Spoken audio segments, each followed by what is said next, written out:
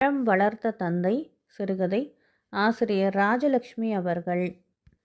டப டபவென்ற motor சைக்கிளின் ஓசையை கேட்ட கந்தன் ஓடோடி வந்து வாசல் கதவை திறந்தான். மோட்டார் சைக்கிளை கந்தன் வசம் ஒப்படைத்துவிட்டு உள்ளே நுழைந்தான் ஸ்ரீகண்டன்.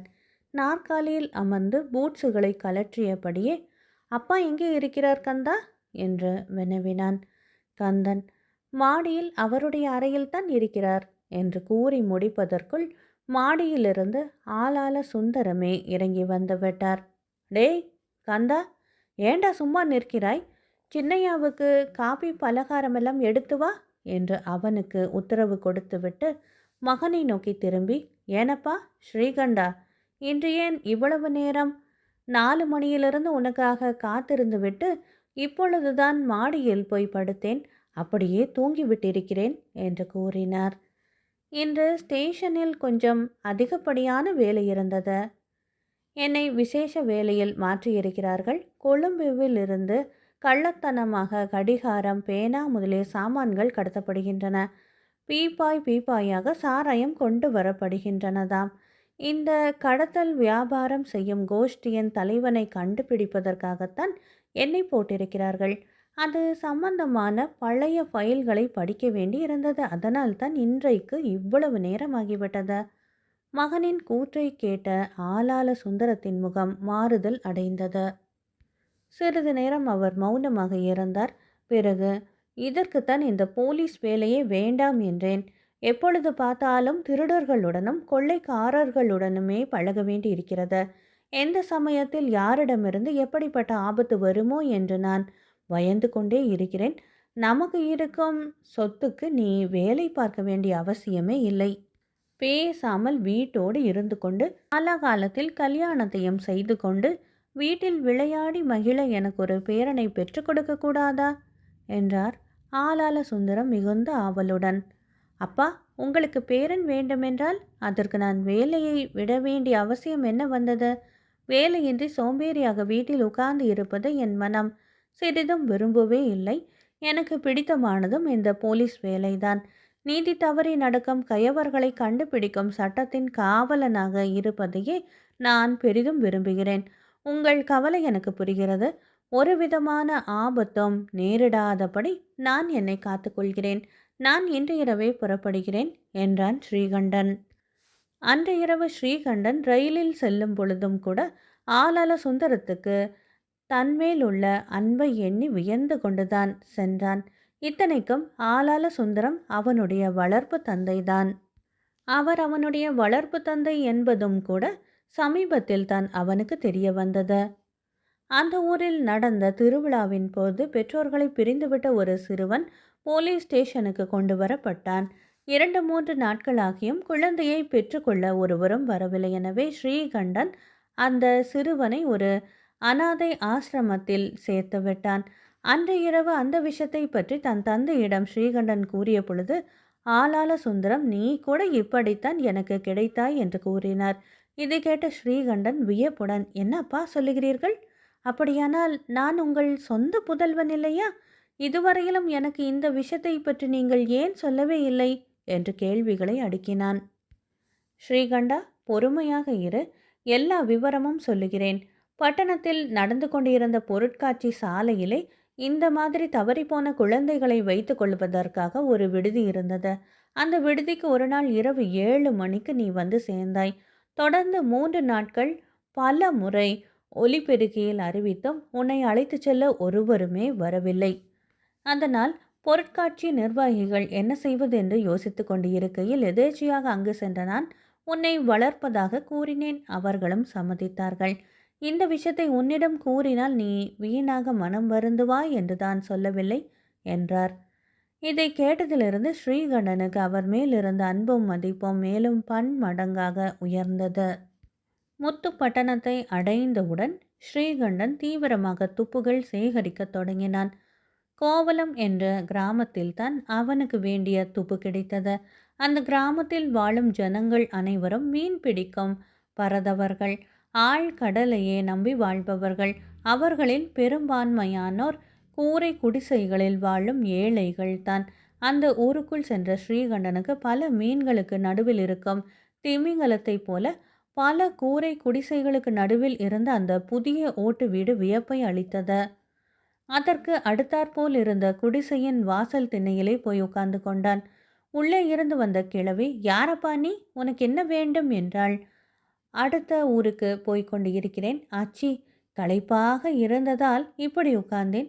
கொஞ்சம் குடிக்க தண்ணீர் தருகிறீர்களா?" என்று மிகவும் குழைவாகவே பேசினான். கிழவி ஒரு குவளையில் அவனுக்கு தண்ணீர் கொண்டு வந்து கொடுத்துவிட்டு அவன் எதிரில் அமர்ந்து கொண்டாள். "பாட்டி, இந்த தெரு முழுவதும் கூரை குடிசைகளாக இருக்கும் பொழுது அந்த வீடு மட்டும் ஓட்டு கட்டடமாக இருக்கிறதே, அந்த வீட்டுக்காரன் தான் உங்கள் கிராமத்தின் தலைவனா?" என்று மெல்ல பேச்சை துவக்கினான் ஸ்ரீகண்டன். "தலைவனும் இல்லை மண்ணும் இல்லை. புது பணம் படைத்த பெருமை ஓட்டு வீடு கட்ட சொல்லி இருக்கிறது. அவனைப் போல கள்ள தோணி ஓட்டினால் என் மகன் பங்களா கூட கட்டிவிடுவான்" என்றாள் கிழவி. ஸ்ரீகண்டன் நிமிர்ந்து உட்கார்ந்து கொண்டான். கும்பிட போன தெய்வம் குறுக்கே வந்தாற் போல அவன் நாடி வந்த விஷயம் கிடைத்துவிட்டது. "அது என்ன பாட்டி விஷயம்? கள்ளத்தோணி வியாபாரம் செய்தால் சர்க்காரிலே சும்மா விட மாட்டார்களே?" கிழவி சுற்றுமுற்றும் பார்த்துவிட்டு தனிந்த குரலில், "நிஜமாத்தான் சொல்லுகிறேன் அப்பா. நான் சொன்னதாக தெரிந்தால் அடுத்த வீட்டுக்காரன் என்னை கொன்று போட்டு விடுவான். கொழும்பிலிருந்து கள்ளத்தனமாக சாராயம் முதலிய சரக்குகள் எல்லாம் இரவோடு இரவாக தன் படகிலே கடத்தி கொண்டு வருகிறான். இந்த வியாபாரத்துக்கு அசலூர்காரன் எவனோ ஒருத்தன்தான் முதலாளி. இவனுக்கு கூலி நிறைய கிடைக்கிறது. ஓட்டு வீடு என்ன, மச்சு வீடு கூட கட்டி கொள்ளலாம்" என்றாள். "அந்த அசலூர்காரன் வந்தால் எங்கே தங்குவான்?" "கடற்கரை ஓரமாக ஒரு இடிந்த மண்டபம் இருக்கிறது. அதை சுற்றிலும் புதர்கள் மண்டி கிடக்கின்றன. இரவு வேளைகளில் இவர்கள் இருவரும் அந்த மண்டபத்தில்தான் சந்திப்பார்களாம். அந்த முதலாளி இந்த ஊரில் தங்குவதில்லை. அடிக்கடி வந்து போகிறான், அவ்வளவுதான்" என்றாள். ஸ்ரீகண்டன் கோரி வந்த காரியம் கெட்டுவிட்டது. அந்த கிழவியிடம் விடை பெற்று கொண்டு கிளம்பினான். இரவு கன்னி தன் கருத்துக்களை உடுத்தி கொண்டு விட்டாள். வானம் கருமுகில்களால் மூடப்பட்டு இருந்தது. கருங்கடலும் கருமேகங்களும் ஒன்றுக்கொன்று எதிரொலி போல முழங்கி கொண்டிருந்தன.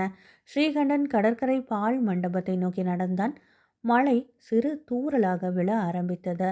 ஒருவர் முகம் ஒருவருக்கு தெரியாத மையிருட்ட மின்னல் வெளிச்சத்தின் உதவியால் மண்டபத்தின் உச்சியில் சிரமப்பட்டு ஏறிக்கொண்டான்.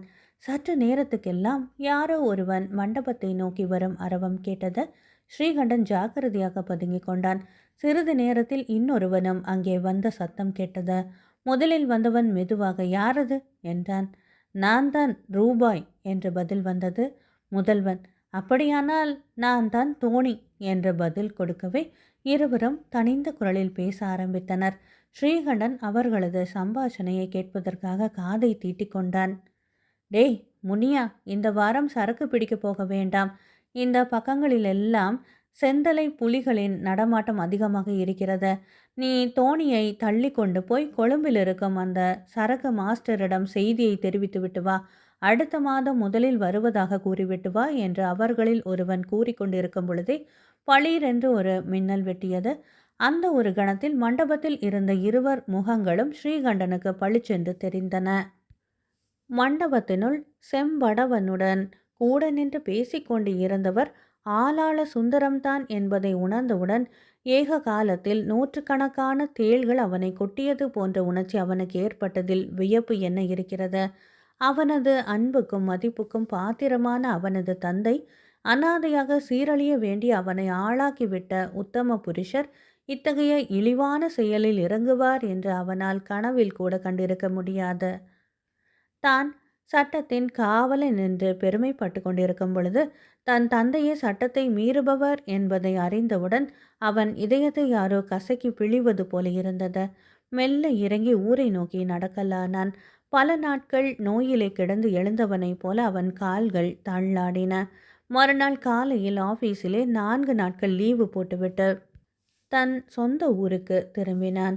ஆளாள சுந்தரத்தினிடம் உடல் நலம் சரியாக இல்லாததால் லீவ் போட்டுவிட்டு வந்துவிட்டேன் என்று கூறினான். அவனது மனதிலே பாசத்துக்கும் கடமைக்கும் இடையே பெரும் போராட்டம் நடந்து கொண்டிருந்தது. தாயானாலும் தாரமானாலும் தந்தையானாலும் தனையனானாலும் யாராக இருந்தாலும் சரி, நியாயம் தவறி நடந்தார்களேயானால் சட்டத்தின் காவலனான நீ பாசத்தை கலைத்துவிட்டு கடமையே கண்ணாக இருக்க வேண்டும் என்று ஒரு மனம் கூறியது. மற்றொரு மனதோ அனாதை ஆசிரமத்தில் ஊர் பேர் தெரியாதவனாக உழல வேண்டியவனை இந்த புவியிலே ஒரு மனிதனாக்கிய அருள் தெய்வத்துக்கு நீ செய்யும் கைமாறி இதுதானா என்று வாதாடியது. இரவு முழுவதும் சிந்தனை சூறாவளியிலே சிக்கி தவித்த மனம் நடுநிசிக்கு மேல் அமைதி அடைந்தது. ஸ்ரீகண்டன் ஒரு முடிவுக்கு வந்துவிட்டான். உடனே ஒரு கடிதம் எழுத ஆரம்பித்தான். அன்புள்ள அப்பா, அளவிலா துயரத்துடன் இந்த கடிதத்தை எழுதுகிறேன். அசல் ப்ளூ ஜாகர் வைரம் என்று நான் எண்ணிய கல் வெறும் கண்ணாடிக்கல் என்று தெரிய வந்தால் ஒருவனுக்கு எவ்வளவு ஏமாற்றம் கிடைக்குமோ, பாலைவனத்துக்கு இடையே பசும் திடல் என்று எண்ணி செல்பவனுக்கு கானல் நீர் எவ்வளவு ஏமாற்றம் அளிக்குமோ அதைவிட பல மடங்கு ஏமாற்றம் அடைந்திருக்கிறேன் நான். குணம் என்னும் குன்றேறி நிற்கும் உத்தமர் என்று உங்களை எண்ணியிருந்தேன். என் எண்ணத்திலே மண் வீழ்ந்தது. கடமையில் தவறாத கர்ம வீரனாக நான் இருக்க வேண்டும். ஆனால் உடனே உங்களை கைது செய்ய வேண்டும். ஆனால் என் மனம் அதற்கு இடம் கொடுக்கவே இல்லை. அதற்காக மேலும் மேலும் நீங்கள் இந்த தொழில் செய்யவும் நான் விடக்கூடாது. அதனால்தான் உங்களுக்கு அளிக்க வேண்டிய தண்டனையை நானே ஏற்றுக்கொள்ளப் போகிறேன். நானே கள்ள கடத்தல் வியாபாரத்தின் தலைவன் என்று கூறி டிஎஸ்பியிடம் சரணடையப் போகிறேன். முதலில் யாரும் இதை நம்ப மாட்டார்கள், மறுப்பார்கள். அதற்காக உங்கள் பெட்டியில் இருக்கும் கடிதங்களை எல்லாம் எடுத்துக்கொண்டு இருக்கிறேன். நல்ல வேளையாக ரூபாய் என்ற புனை பெயர் வைத்து கொண்டு கடிதங்களை எழுதியிருக்கிறீர்கள். நான் தான் அந்த ரூபாய் என்று சொல்லிக் கொள்ளுவேன் அப்பா. இனியாகிலும் இந்த இழி தொழிலை விட்டு ஒழியுங்கள். எனது தியாகம் என்ற அஸ்திவாரத்தின் மீது எழுப்பப்படும் உங்களது நேர்மை என்ற கட்டிடம் உறுதியாக நிற்கட்டும். நன்றி மறவாத ஸ்ரீகண்டன். கடிதத்தை முடித்த ஸ்ரீகண்டன் அமைதியாக படுத்து உறங்கலானான். காலையில் எழுந்தபோது வெகு நேரமாகிவிட்டது. ஆளாள சுந்தரத்தை சந்திக்க கூடாது என்ற எண்ணத்துடன் அவன் போலீஸ் ஸ்டேஷனுக்கு கிளம்பிவிட்டான். இவனை கண்ட டிஎஸ்பி மிகுந்த உற்சாகத்துடன் அவனை வரவேற்றார். வாருங்கள் ஸ்ரீகண்டன், கடமை என்றால் இப்படித்தான். பெற்ற தந்தை என்று கூட பாராமல் கைது செய்ய வேண்டும். உங்கள் தந்தை லாக்அப்பில் இருக்கிறார். நீங்கள் ஸ்டேஷனுக்கு வந்தவுடன் தம்மை வந்து பார்க்க சொல்ல வேண்டும் என்று கேட்டுக்கொண்டிருக்கிறார். போய் பாருங்கள் என்றார். ஸ்ரீகண்டன் ஒன்றும் புரியாதவனாக லாக்அப்பை நோக்கி சென்றான். இவனை கண்ட ஆளாள சுந்தரம் வந்து தழுவிக்கொண்டார். ஸ்ரீகண்டா, உன்னுடைய கடிதத்தை நேற்று இரவு நீ தூங்கின உடனேயே படித்தேன். உனது அன்பு என்னை வென்றுவிட்டது. உனது இலாக்காவில் நீ மென்மேலும் முன்னுக்கு வர வேண்டியவன். உனது பெயரிலே ஒரு களங்கம் ஏற்பட நான் சம்மதிப்பேனா? பட்ட மரம் இருக்க பச்சை மரத்தை வெட்டுவார்களா? சிறு வயதில் ஏழ்மையினால் பட்ட கஷ்டங்களினால் என் மனம் முறிந்துவிட்டது. எந்த வழியிலாவது பணம் குவிக்க வேண்டும் என்ற பேராசை ஏற்பட்டுவிட்டது. குறுக்கு வழியிலே இறங்கிவிட்டேன். நீ என் கண்களை திறந்து விட்டுவிட்டாய். மரப்பாதையிலே சென்று கொண்டிருந்த என்னை அறப்பாதைக்கு திருப்பி விட்டிருக்கிறாய்.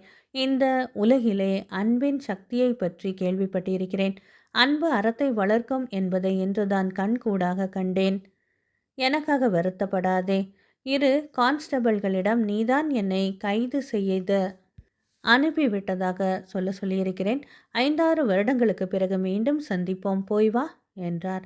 ஸ்ரீகண்டன் மௌனமாக கண்ணீர் வடித்தபடியாக அவரை காவல் வைத்திருக்கும் அறையை பூட்டி கொண்டு சென்றான். புடமிட்ட பொன்னாக தன் தந்தை வெளிவரும் நாளை இப்பொழுதே அவன் மனம் எதிர்பார்க்க ஆரம்பித்தது. அன்பானவர்களை, ராஜலட்சுமி அவர்கள் எழுதிய அறம் வளர்த்த தந்தை சிறுகதை நிறைவு பெற்றது. நன்றி.